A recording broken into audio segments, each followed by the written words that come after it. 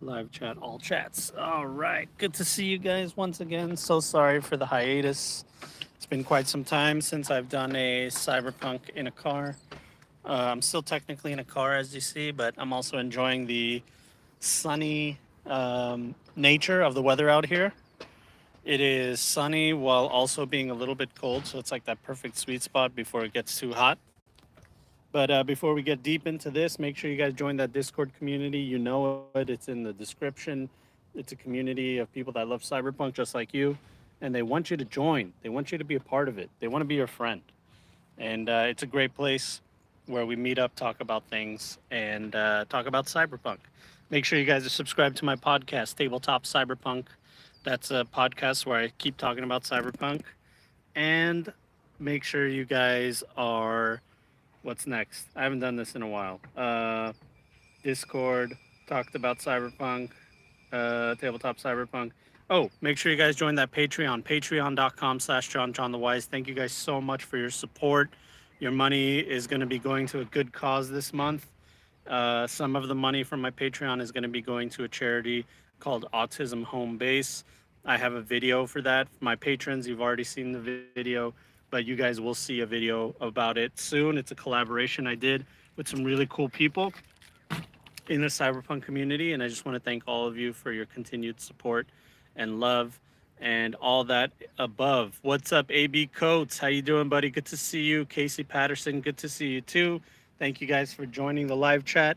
I hope you guys have had a wonderful past few months playing Cyberpunk, having a good time, hanging out with your buds. Let me just have a seat right here. There we go. You know what? I can just put the phone right here, can't I? Bam, look at that. Yeah, I hope you guys have had a wonderful week, month, day, even your year. It's been great for me too. I've been having a great time enjoying hobbies. Painting, I've been doing a lot of painting. I've been doing a lot of commissions. I've been doing stuff in the background. Let me mute my, there we go. Put that shit on vibrate. Brian Rakoczy. I think that's how you say it. Rakoc. It's Polish. Rakoczy. Cheers, John. Your videos are super helpful. Thank you, man. I'm so glad my videos are helpful. That's all I ever wanted was just to help people out with their cyberpunk games and being game masters and players and all that stuff. So thank you for your support. I really appreciate it. And let me know if I said it right. Is it Rakoczy?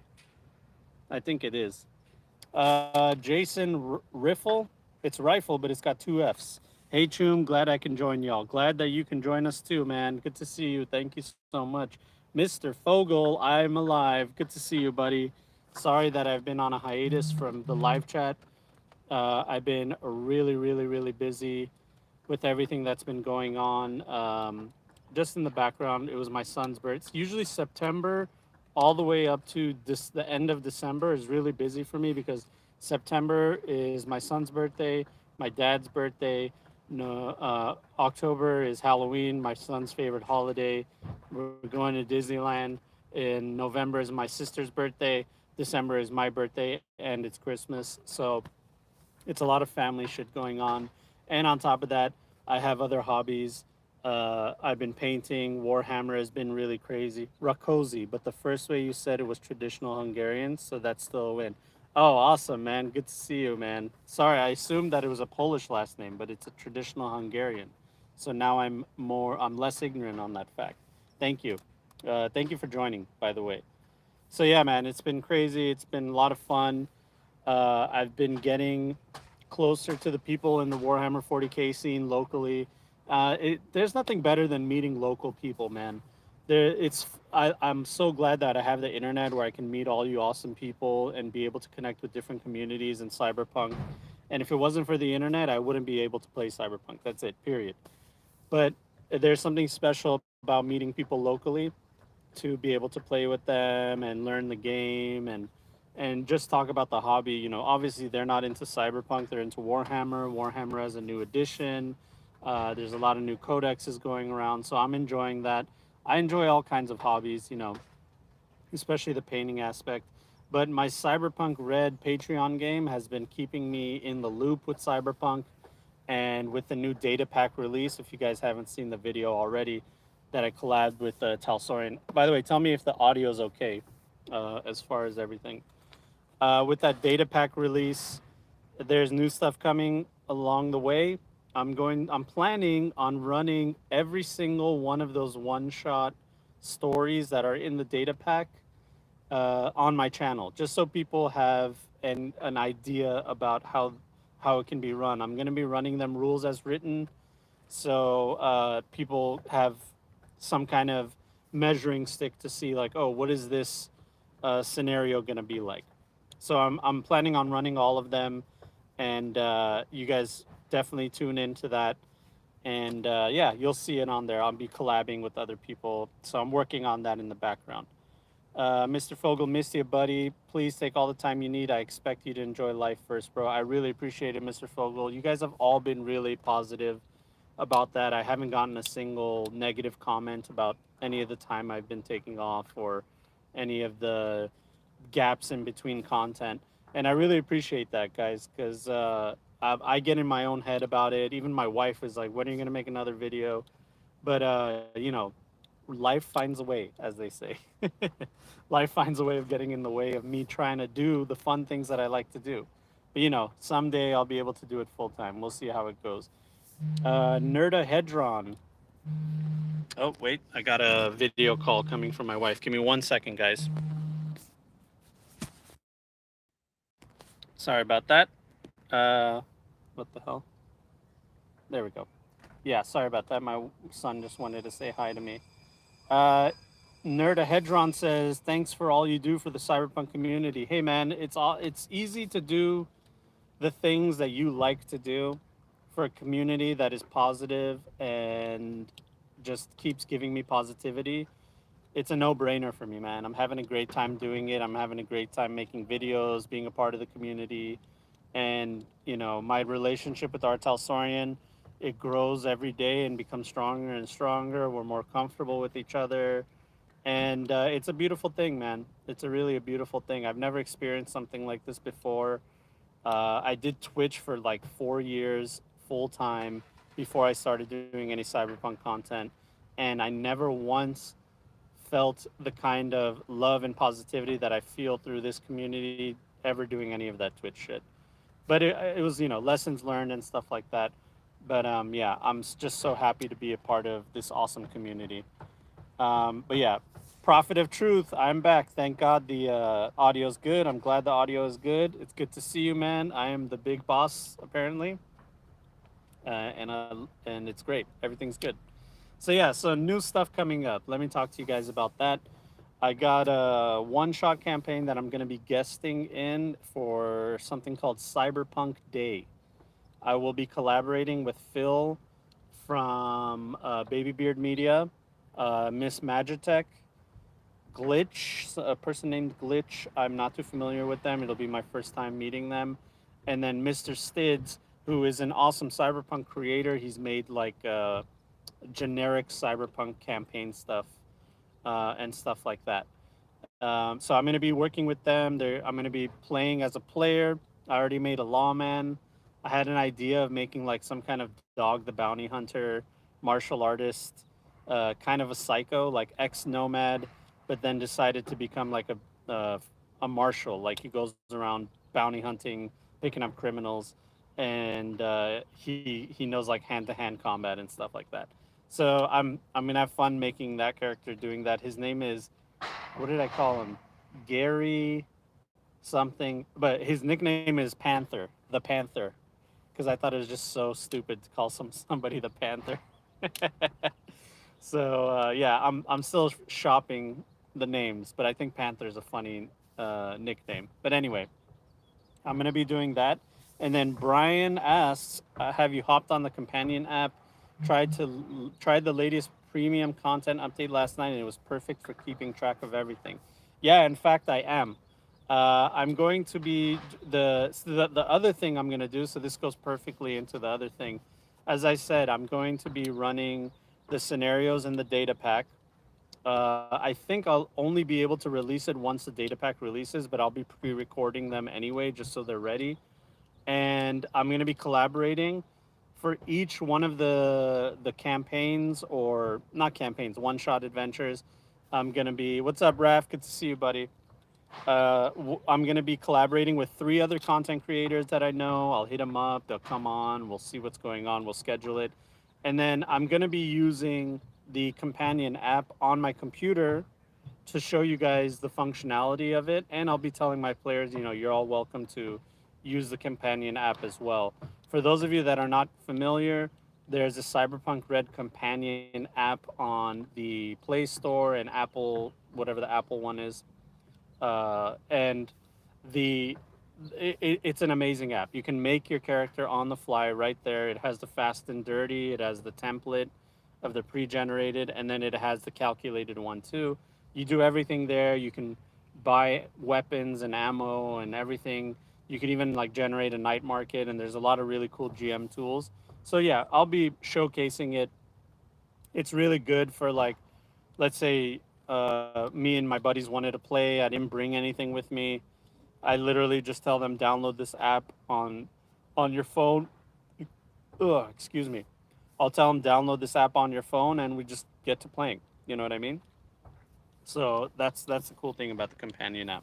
I was gonna run it on Foundry VTT, but in my experience, I have found that not a lot of people can run it. It's still actually Foundry VTT is in beta. It's not fully released, so it's not fully optimized for everybody's computer. And some people have kind of older rigs, and I don't want to force them to be able to. I did it with Baby Beard Media, and it taught me a lesson. We had like issues with Foundry. At least out of the four games we played, two or three out of the four we had issues with Foundry. So it taught me a lesson to keep it a little bit more simple, just dice rolls and theater of the mind, and let's just play. So that's what I'm gonna do. I'm gonna keep things simple. We're just gonna play it the old-fashioned way, the way that your granddaddy played, which is just dice, piece of paper, and our imagination, and everything else will fall in line. And that's what we're gonna do. Um, Brian says excited for the custom items update. Yeah. I actually just hit them up. I don't actually know them personally, but the companion Red app, I've been communicating with them. They were kind enough to give me premium access for free, which is awesome. And they have a great Patreon too. You guys should definitely check out their Patreon. But yeah, that's the next update that's coming up. It's going to be great to do that because it'll help out a lot. Nerdahedron, attack and damage rolls too, if I remember right. Attack, damage rolls, initiative, skill checks, everything. It has everything that you want to do in person without any of the virtual tabletop like battle maps and stuff. It's everything but the battle maps, which is great because there's been times where I'm like, man, this auto calculation of stuff would be awesome if I could do that in person, but I don't really care for a battle map kind of thing. You know what I mean? So that's what the companion app is really good for. I will tell you guys though, on the Foundry VTT Cyberpunk Red system, there's been a new update, and holy shit on that new update, dude. It now auto calculates damage. It ablates armor and reduces HP automatically. We just tested it out in our last Patreon game, and it was maybe the best thing I've ever experienced in my life as far as Cyberpunk goes. It's like we rolled damage, then there was a little button that you press, and it automatically ablated armor and HP. So the crew with the search feature at the data pool. Oh yeah. So the crew behind the Cyberpunk Red Foundry VTT system, that's a mouthful. They're doing a really good fucking job, man, and kudos to them. Seriously, it's really amazing for such a niche group of people, because we're a small community. We're not the D&Ds, we're not the Call of Cthulhu's, and we're not the Warhammers. We're the Cyberpunk Red. We're a small community that's growing slowly. That's grown, and we're lucky to have creators in the space making really fun stuff like that because you know we're just lucky on that. Do we have any updates on the release date for data pack? They wanted it to release this month, but it doesn't look like it'll happen this month. um, I think that Jay Gray said early October, or October in general, is going to be the release date of the data pack. $20. $20. It's gonna. I believe that's what he said. 19.99. is the MSRP. It's gonna have 6 one-shot adventures and 4 charts for rolling 20 things that you see in your city or in your area. They're really good. They're written by Almond Breath, who's a person of our community that Artel Sorian loved their work on Reddit because Almond Breath would post stuff on Reddit all the time of like, here are 20 things you can do in Night City. And they loved it so much that they literally just hired them on the spot and said, hop on and like help us out. So that's really cool. And yeah, Netrunner deck is coming out. Net Running, because apparently Netrunner was copyrighted by Wizards of the Coast. I was told by Artel Sorian that there's no issue, that they can continue making products and they're not going to have any issues. It is crazy though that they had the copyright on that thing, and then like later on down the line, Wizards of the Coast like behind their back were like, "Oh yeah, this is ours now." I mean, not behind their back. It's not. I don't think there's anything sinister other than just them protecting whatever products they're making in the future. But yeah, according to Artel Sorian, it has no issue or bearing on what they're doing over there. Cyberpunk made top 5 in the ICV2 print RPG sale ranking. It's pretty big. We just don't have any online presence yet. Yeah, that's the other thing. According to analytics that I've seen and the number of sales that Cyberpunk Red has made, there's a big thing that is not talked about, and I believe this is the same for almost every community. There's a giant population of the player base that does not give a shit about posting anything online, looking at YouTube videos, watching my live, or any of that stuff. They don't care about any of that stuff. They just want to play with their buddies and they want to continue buying the products. They enjoy it. They're just not going around talking about it. You know what I mean? That's a very, very, very common thing that happens with a lot of gaming, a lot of RPGs, a lot of companies, and anything like any product that's out there. There's a lot of people, the vast majority of the player base and population that enjoy the product, they don't fucking care to go online and say anything positive or negative. You know what I mean? Negative or positive. They don't care. They just enjoying the product, silently supporting the product, and lining up and pre-ordering and buying things, just off the bat. That's it. So that has taught me to drown out a lot of the negativity that I've heard, which isn't much, to be honest with you. But also to not be so discouraged about small numbers of like video views or follows on social media or any of that stuff. Most people just don't care about being involved in any communities or stuff. They have their friend group, they have their 3 buddies locally. They play Cyberpunk. They don't care about JonJonTheWise or Cyberpunk Uncensored or anything. They don't care about any of that stuff. So and that's actually great. It's humbling, and it's also great for my mental health to know that there's people out there that don't care positively or negatively. They just enjoy the product, and if they find me, they'll find me. If they look, they'll find me. If they don't look, that's fine.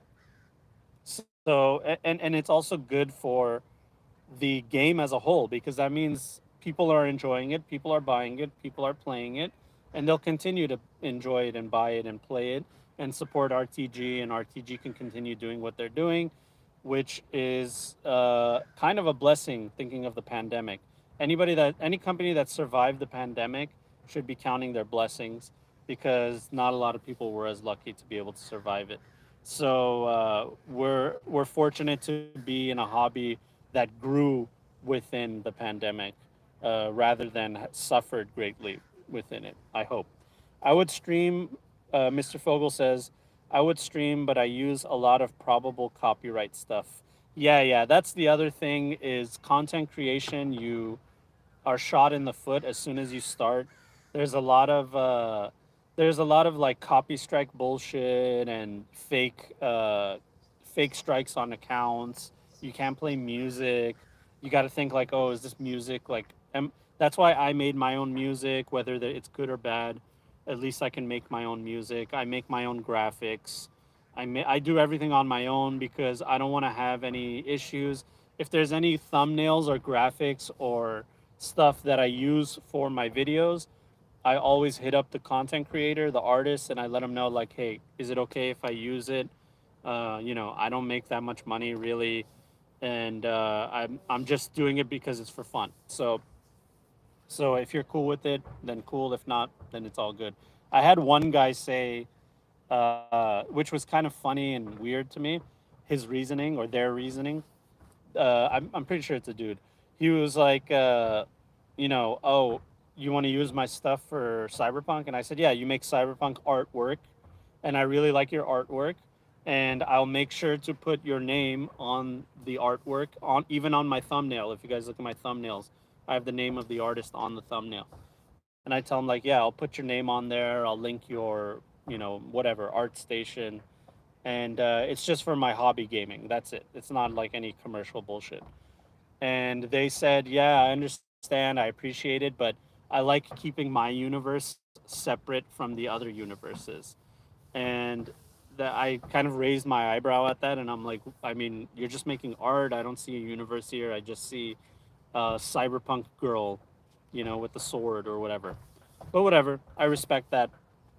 I just thought it was a little bit odd, but I respect that, and I told them, I'll continue to support you, and I do continue to support them because I really like their artwork. But yeah, that's it. But for the most part, most people were like, yeah, sure, whatever, man, go for it. Put my artwork on there, use my music, whatever you want. You know what I mean? So that's cool. That's fun. I like that. I would love in the future to be able to compensate people, but like, there's literally no money coming in. Um, if there was actual money coming in, then I could compensate people and like up my production value and stuff like that. Yeah, that's confusing. They meant like mixing Coke and Pepsi. Yeah, that same kind of thing, Raf. They were like, oh, I want to keep my Cyberpunk universe separate from other Cyberpunk universes. I don't want people to think that it's involved with any of the other IPs out there. And I don't think anybody would even think that, to be honest with you. They would just be like, that's some cool cyberpunk artwork. You know what I mean? Nobody's looking at my thumbnail and going like, ooh, is that official artwork from Artel Sorian for Cyberpunk Red? They're just like, oh, that's a cool piece of art, and that's it. But, whatever. It's all good. It's fine. I appreciate that they even, gave me the time of day and didn't tell me to fuck off. So that's good. Other than that, I've been having a lot of fun. Tomorrow's my Patreon game. I've been looking forward to it. I've been doing this new experiment where I've split the group. I think if you guys have listened in the past, I talked about having 6 players was really tough, especially one of them was an exec. He has a bodyguard, and then now he has a net runner. So he has a bodyguard and a net runner, and he's an exec. So that's 3 characters, and then plus the other 5 players. So that's 8 people that I have to deal with initiative for all those people. I have to deal with initiative for my NPCs. And usually the way I run combat is the amount of combatants, enemy combatants, is equal to the amount of players plus maybe, 1, 2, 3, 4 more. So that's a lot to fucking handle, even in a virtual tabletop setting. So I was having a little bit of difficulty with that. I decided instead that I'm just gonna split the group into 2 separate groups, and I even added one more player. So one group has 4, one group has 4, one group has 3, and I decided instead of telling half of the people, oh, don't show up this Wednesday because you're not playing, I said, you're welcome to show up and I'll give you an NPC to play. And before our session even starts, like days before, I'll hit them up and say, okay, this is my plan for what's going to happen this session. And I still try to guard some things. I try to hide it because I don't want them to know a lot about game knowledge. But I tell them like the players are going to go here. These are the NPCs that are available. These are their motivations. And basically everything else I want you guys to fill in.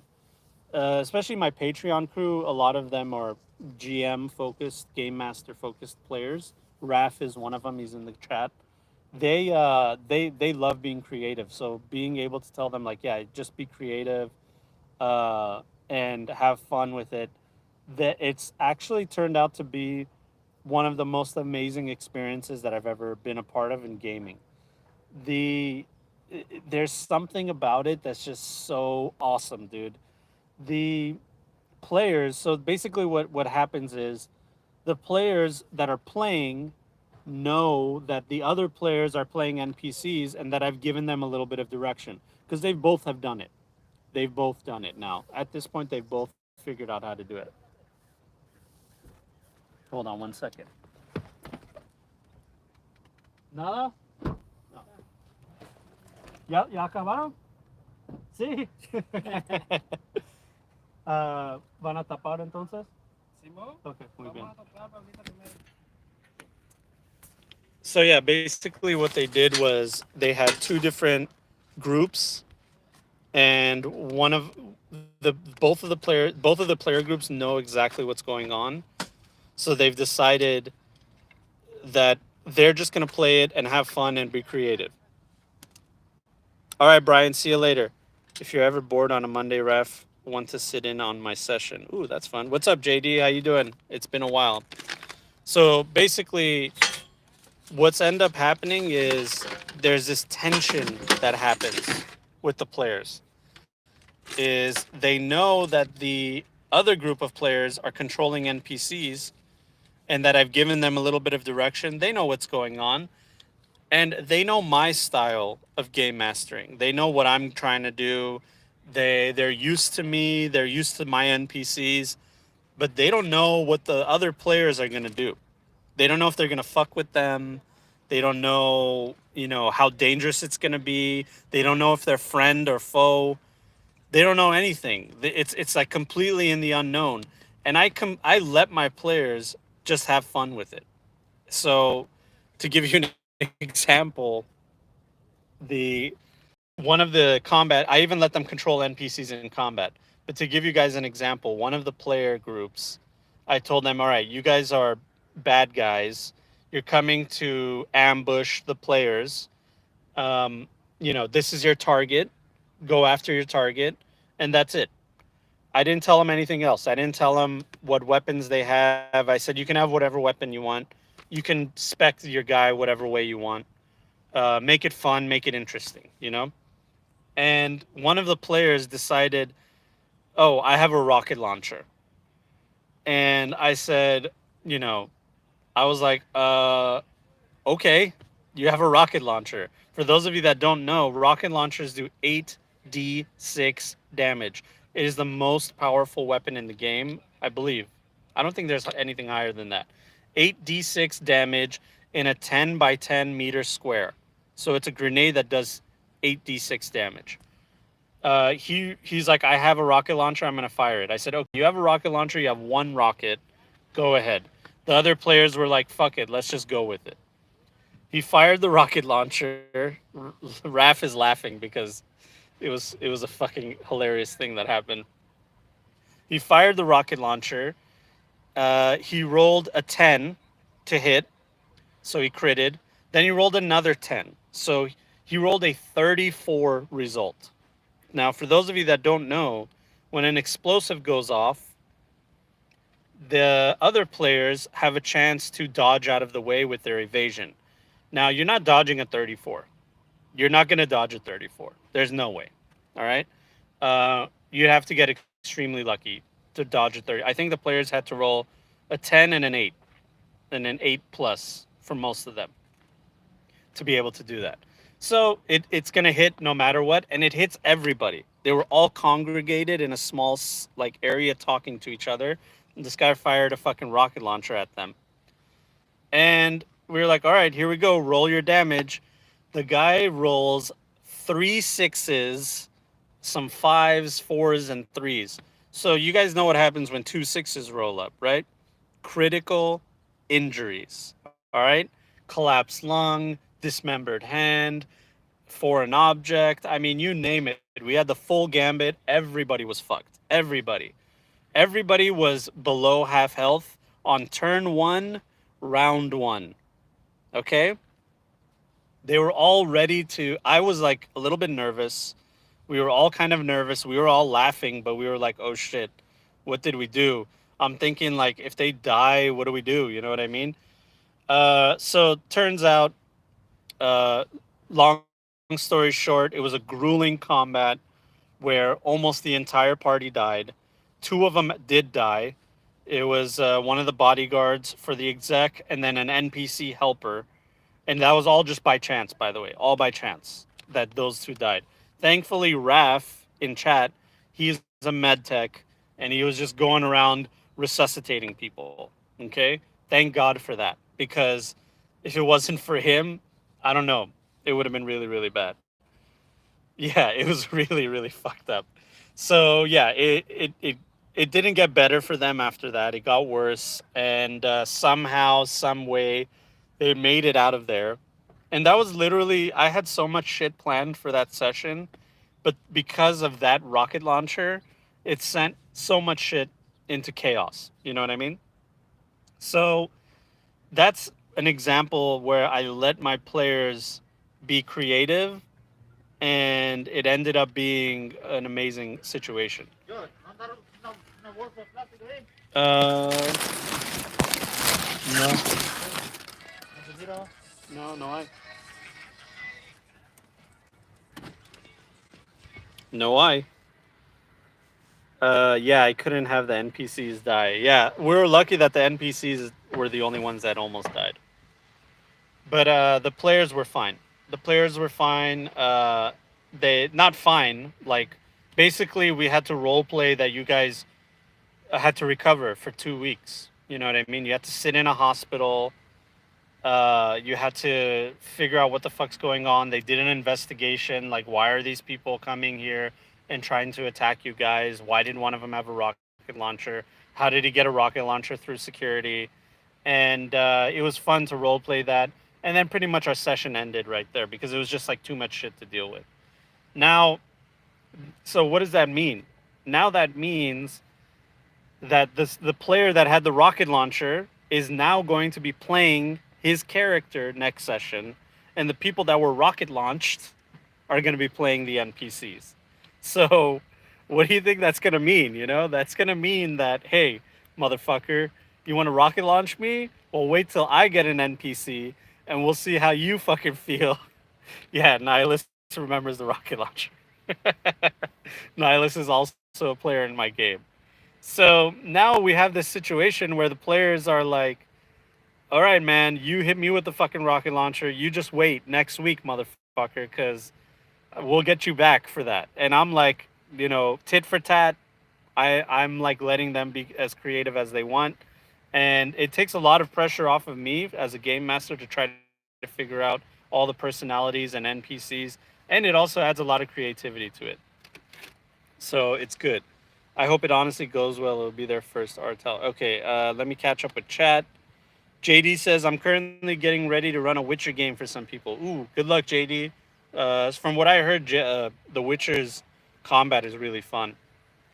AB Coates, most critical injuries I did to a single player in one combat was dismembered arm, dismembered hand, dismembered leg, and foreign object. Oh my god. Is there even a person left? Jesus Christ.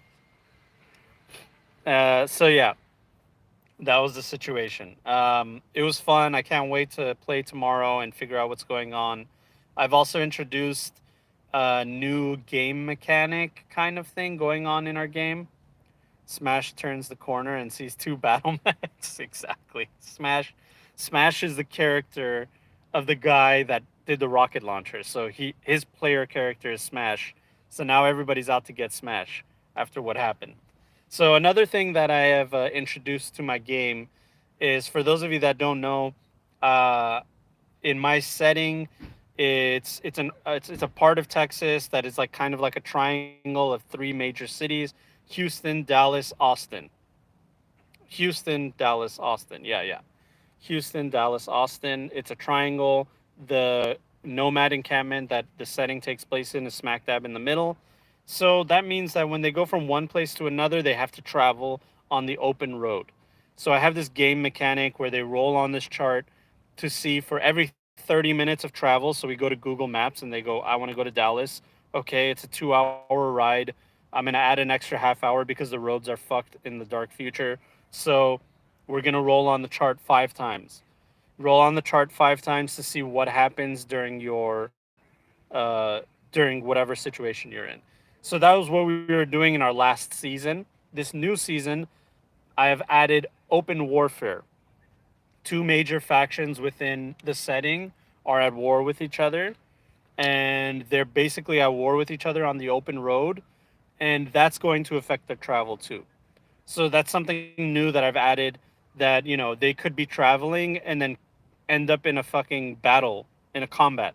You know what I mean? There's a war going on out there, and it's like, oh fuck, we're in the middle of a tank battle. There's two tanks firing at each other. We're in the middle. They're shooting at us too. They don't know if we're good guys or bad guys. Now we got to kind of navigate the situation. So that's adding a new, fresh twist to it. Yeah, exactly. Two pilots with melee weapons versus eight soldiers with guns and a rocket launcher. That's what you guys came up on according to the chart. We rolled on a chart and that result came on. But you don't know but the eight soldiers don't know that those other two guys are there. You guys have seen the other two guys. It's going to be fun. It's going to be a fun way to get through it. Let's see. Catching up with chat.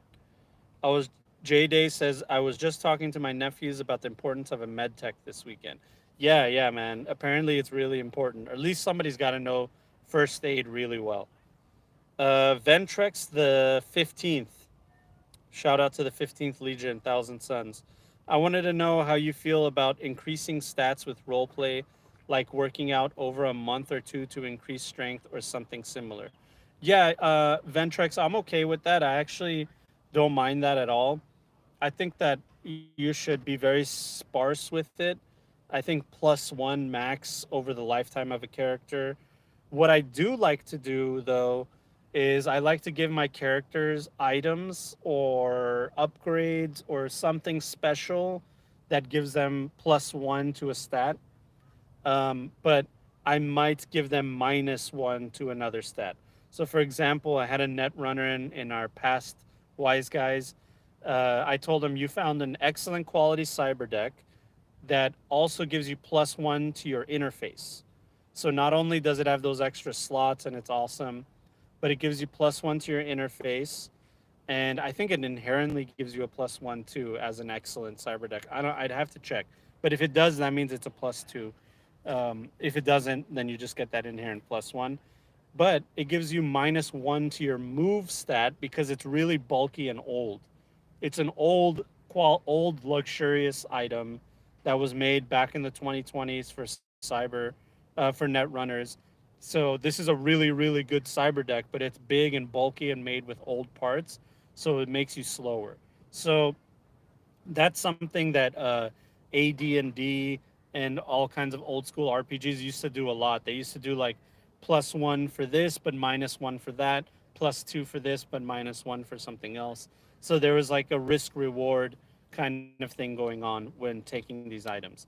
If you're just going to give them a plus something to their stat, then they definitely have to work for it. There has to be a cost behind it, monetarily and time. So remember, I don't know if you guys do this, but at the end of our season, I have my players take 1 month of basically, they take 1 month off of the mission that they just did. They just did a big mission, and they do the hustle chart, which is in the back of the book. You roll on the chart to see, how far they got, how much money they made in the month, doing side jobs and stuff like that. So during that time, I have them do downtime activities. And if they decide, you know what, instead of going out and doing escorts to try to, the fuck is back there? I hear some kind of creature back there. Anyway, instead of trying to like make money working at a bar or doing whatever your hustle chart is, you can say, I spend the entire month, up just working out, trying to become stronger. I want to up my body stat, right? So maybe do that for 3 months and then you get a +1 to your body. I could do something like that. So 3 seasons of gameplay, which is about almost 7 months, 8 months, maybe even a year. After a year of our continuous campaign, I would give them maybe +1 to their body without any negative modifiers. Like they worked for it. The opportunity of cost of them not hustling has made it possible for them to be able to That's their sacrifice. Instead of making money, they're working out. So that's something that I would do. I hope that helps. Ba, ba, ba. Let's see here. No inherent bonus from excellent decks. There you go, AB codes. Okay, so that means yeah, I gave them +1 to his interface, -1 to his move. I lost 2 weeks for my multi-class training. That's right. So Nihilus has decided that he wants his solo to become a lawman, and he's going to join the Texas Rangers, or she is going to join the Texas Rangers. So I said, you got to go to basic training. Basic training is going to take at least 2 weeks. Yeah, you're going to go up the ranks because you're no chump, but you still have to go through basic training. So that means for those 2 weeks that you could have made money doing your hustle, you actually had to go and do basic training at Texas A&M, which is the headquarters of the Texas Rangers, according to the lore. That's not me making it up. Mr. Fogel says my nomad is a martial artist and goes to the dojo instead of hustling. He will get a bonus eventually. That's it. Period. I like that stat mechanic, says J Day. I did something similar to a martial artist, but based on eyesight. So he literally cannot hit at distance with guns. Okay, that's interesting. Right, body my B I started in 5E. Right body my B I started in 5E. Oh, I think yeah. Don't worry, man. We've all played D&D 5E. 5E is like 5e is my measuring stick. Anytime I need to compare something to Cyberpunk 2, that's like this is literally the order of operations for trying to explain to somebody what do I do on YouTube. All right, are you guys ready for this? This is why I usually just tell them, oh, I just make YouTube stuff for YouTube content for a game. That's all I tell them. A game called Cyberpunk. And then if they want to know more, I'm like, all right, well, buckle up, dude, because I gotta fucking explain to you everything. Have you heard of tabletop role playing games? No. Okay. Have you heard of Dungeons and Dragons? Oh, yeah. I think I've heard of something like that. Okay, so Dungeons and Dragons is where you sit around and you play with dice and your imagination. Well, I play a game called Cyberpunk Red, which takes place in a world much like ours, and you guys get the picture. I go through that. I explain what Cyberpunk Red is. Then I explain that I make videos for Cyberpunk Red. And then they're like looking at me like, oh, I regret ever asking you any of this shit. Because who cares? So that's the struggle. But anyway, this is a roundabout way of me saying that it's okay if you started from D&D. Everybody starts from somewhere. And it's great to have you in our community. I have a brand new player that keeps referring to our game as D&D. Yeah, that's fine, man. Who cares? There's some people that get triggered by that. I'm not one of those people. As long as they're having fun, that's all that matters, right? That's literally all that matters. So don't worry about that.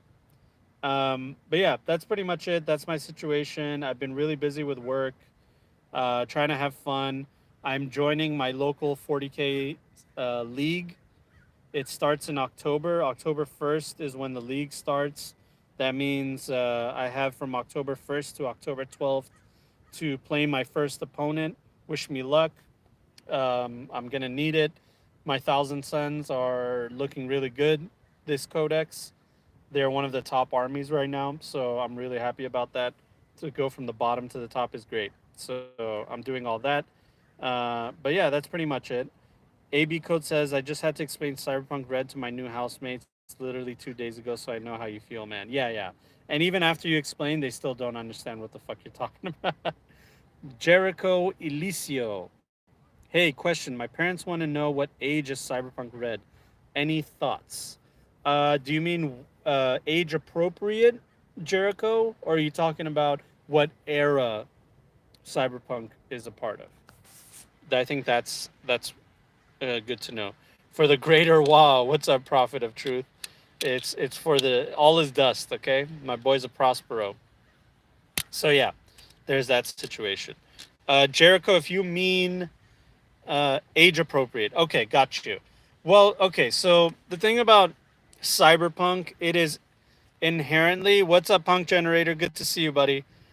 Cyberpunk Red and 2020 more is an adult game It's meant to be a rated R, gruesome, violent, unforgiving, destructive world where it's grim. Nobody cares about you. People die on the streets, and it's just the human condition. It's a very adult game. That being said, there is a possibility for you to be able to play Cyberpunk Red and tone down on those things. You can make it PG 13. I don't think you can make it PG and make it fun because the violence and the killing is a part of Cyberpunk. But you can definitely make it PG 13 and still have a lot of fun. So if I were to rate it in a way, I would definitely say PG 13. You can make it PG, but you take a lot of the essence of what makes Cyberpunk fun and interesting, and you water it down to make it something that it's not. I would honestly recommend if you want to play something PG is go for D&D. It's like it's the best for doing that. You're all a bunch of good guys going on quests and saving the realm. That's totally D&D stuff. You know what I mean?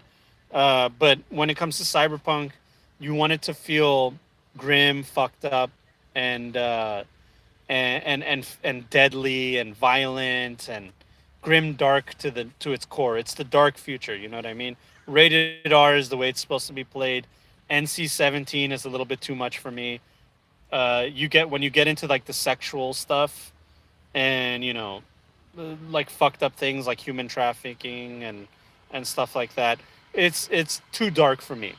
I don't like going to that deep into it. Some people do. If that's your game group, personally, do it. Do your thing. Have fun with it. I'm not judging you for doing that. But personally, for me, I like the rated R aspect of it. I don't want to go too past that. Uh, let's see here. Drugs, joy toys. Yeah, exactly, Antonio. AB Coat says it's all in how you frame it. Home Alone on paper is freaking horror movie, but it doesn't feel like one. Well said. That's very well said. Um, I hate the fact I'm 17, but they literally look at every crook and cranny that the games have. Still, I try to make it somewhat clean, but still realistic. I mean, I'm sorry that your parents are so strict on you being even 17 years old. When I was 17, my parents were a little bit more relaxed. But I mean, PG-13, dude.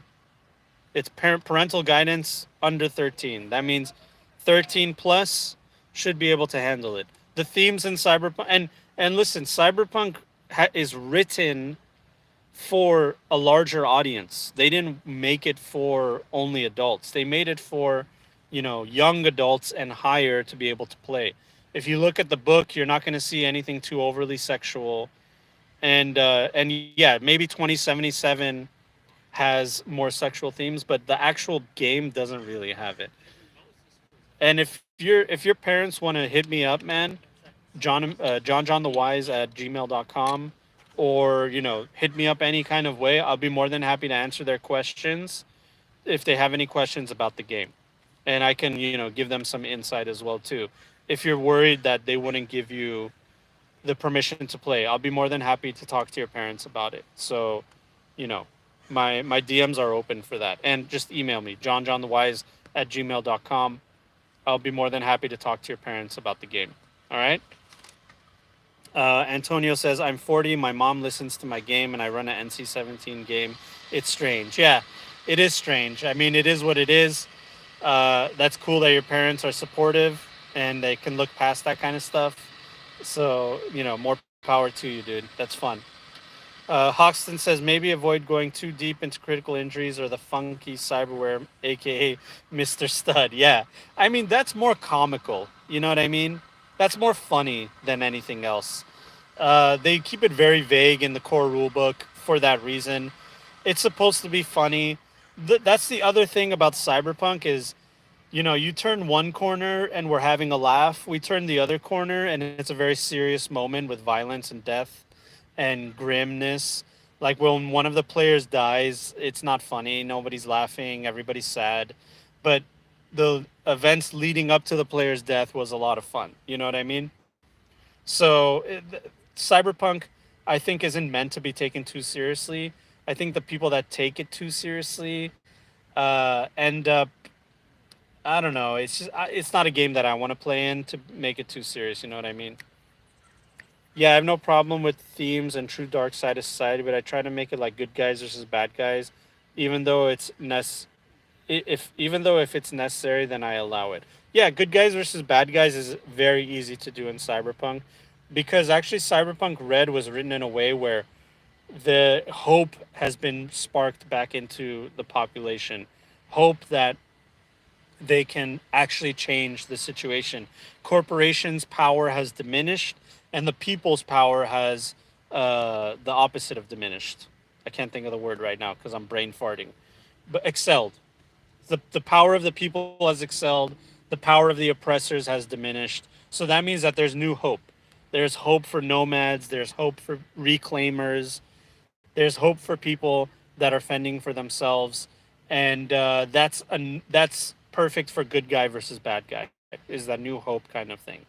25 bucks from my boy. Glad to see you back doing car chats. Looking forward to tomorrow and Hornet headshotting some boosters.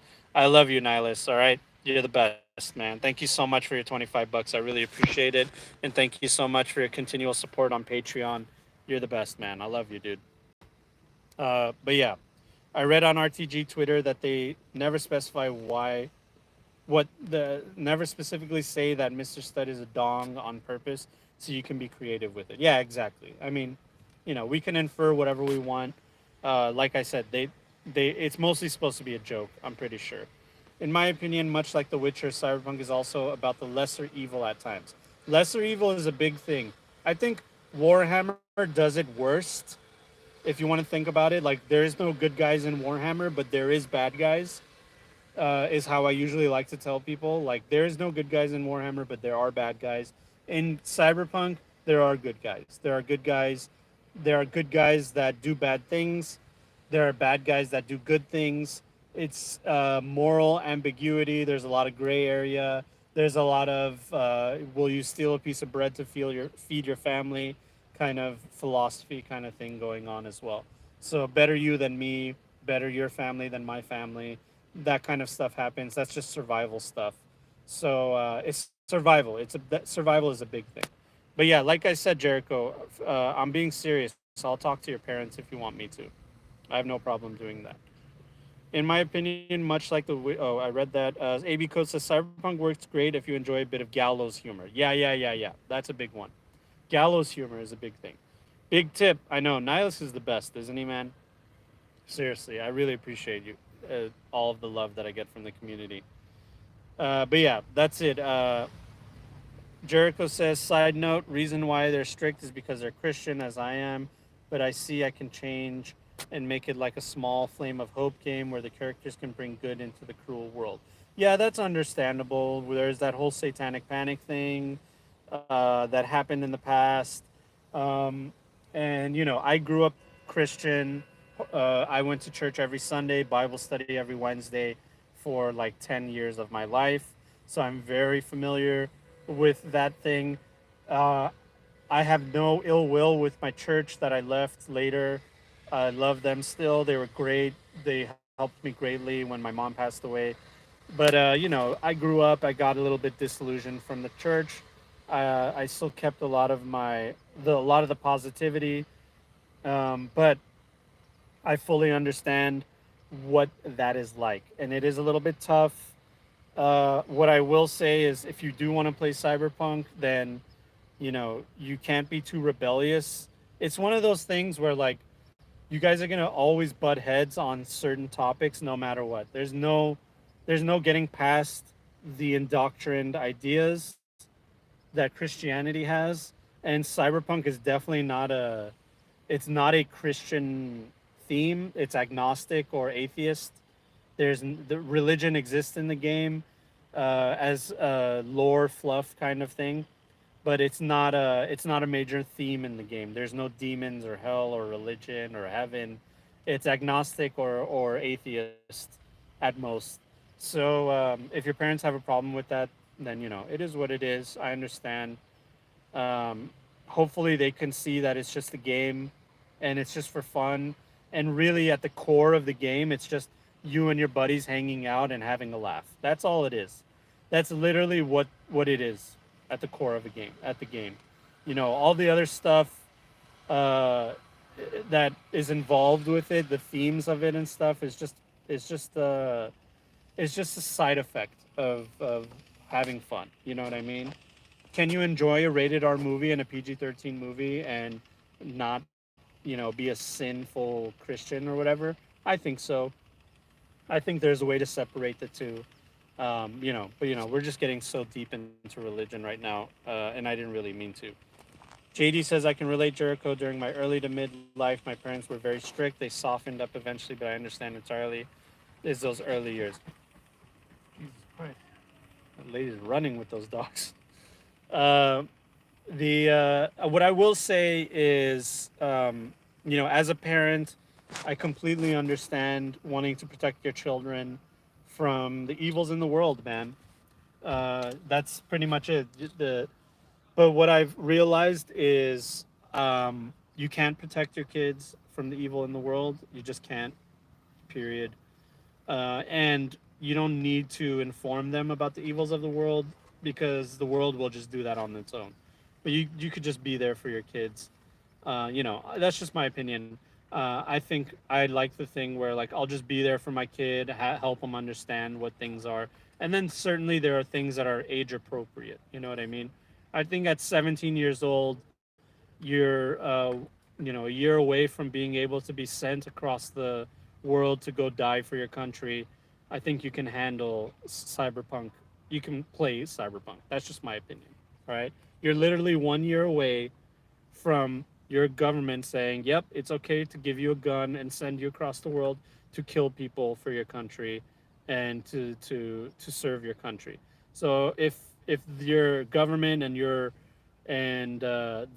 country you live in thinks that you're old enough to kill somebody, then I think you're old enough to play a game that has those kinds of themes. That's just my opinion. Mr. Fogel says, I'm a very religious person and I choose Cyberpunk Red because I can make it as clean as I want, but still enter the gray area and let my players choose how they want to play. Yeah, that is good. I like that and I respect that. There's probably some sort of AI hive mind religion. Cough, cough, maelstrom. Yeah. I feel that bumping with heads and with parents is natural as well, part of growing and being an individual. 100%.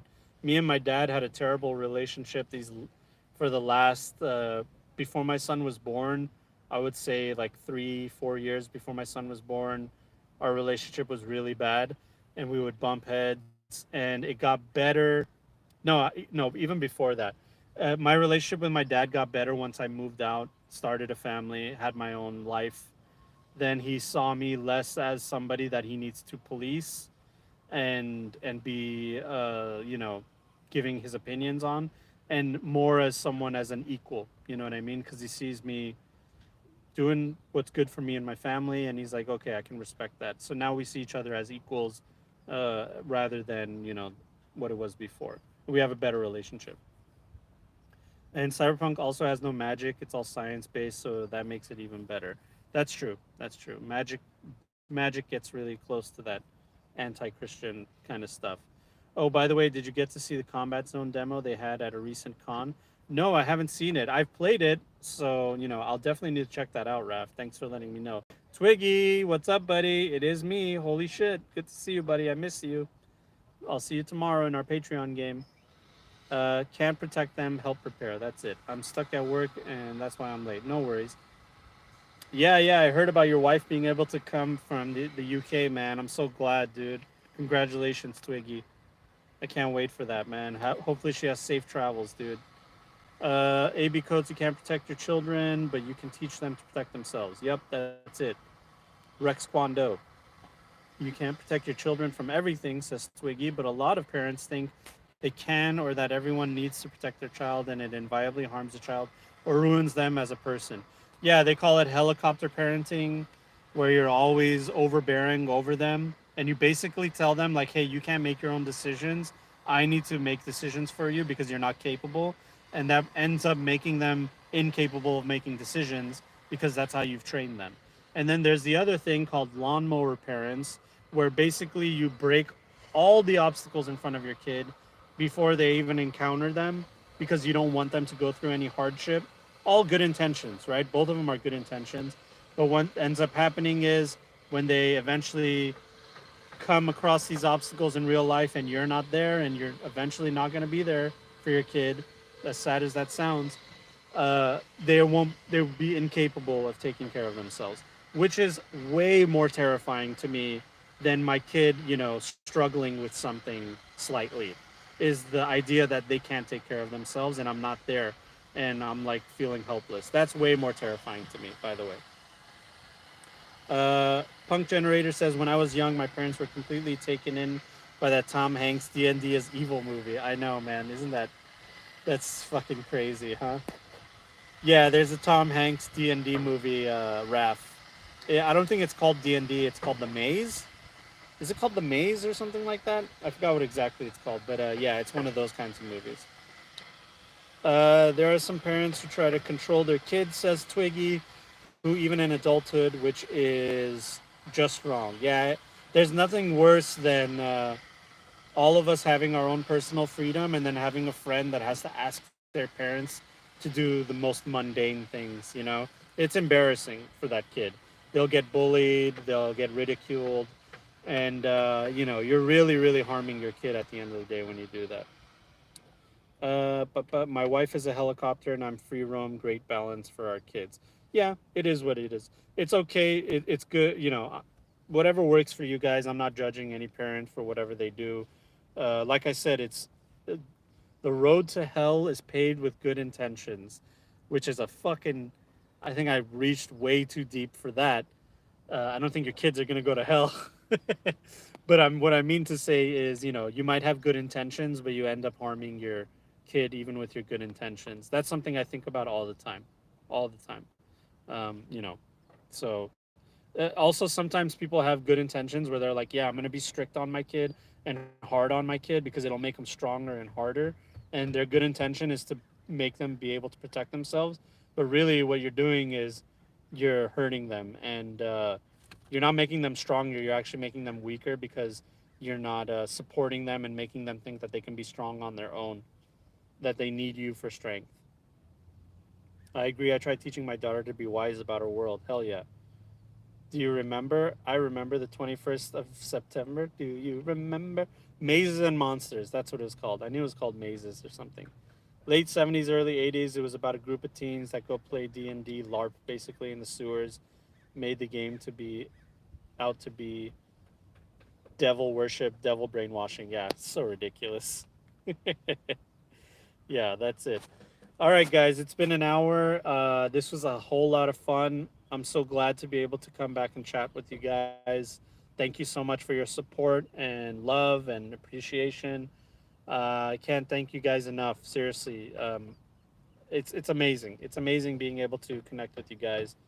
Hope you guys have a wonderful day. Most parents miss the point of that film being about mental health, not evil games. Yeah, of course. Have happy games, wonderful games. Stay tuned for content. Oops. Uh, Stay tuned for more content, guys. I really appreciate you guys. Thank you all. Love you. Stay safe. Happy gaming. And Jericho, I'm once again, your parents can contact me at any time, and I would love to talk to them about the game. All right. Have a good one, guys. Take care. Bye.